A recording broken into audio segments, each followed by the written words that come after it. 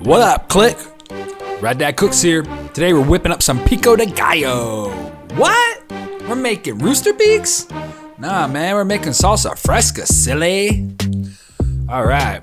For this we're only need a few different things, just a knife. Got my standard chef knife here, and I'm also gonna be using a bowl and one of these fancy ceramic knives. They're my favorite kind of knife to cut tomatoes with. I'll have a link in the description below so you can check them out. Very, very affordable.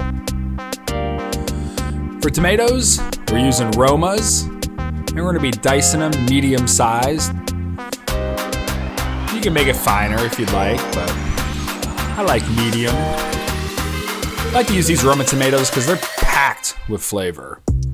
Also, they're low moisture, so this will stay in the fridge for about 48 hours without getting too horribly mushy or watered down.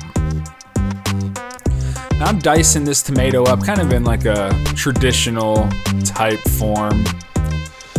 If you have a hard time cutting tomatoes, let me show you a little trick. Run your knife down your tomato and get it cut into some flat planks.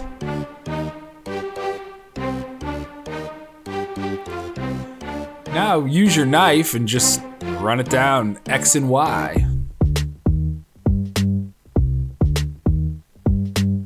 Nice dices.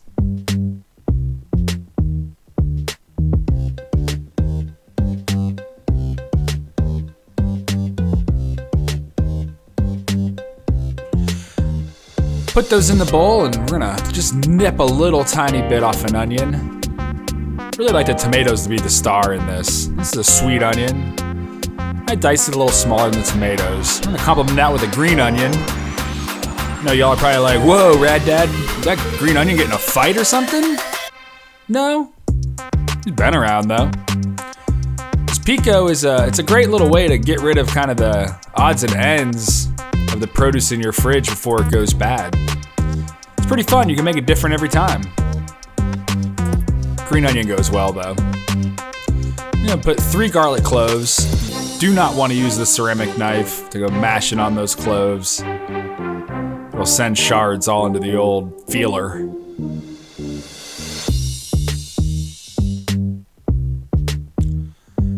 Cilantro, you know my stance. Don't want to overdo it, but if you love it, load it up.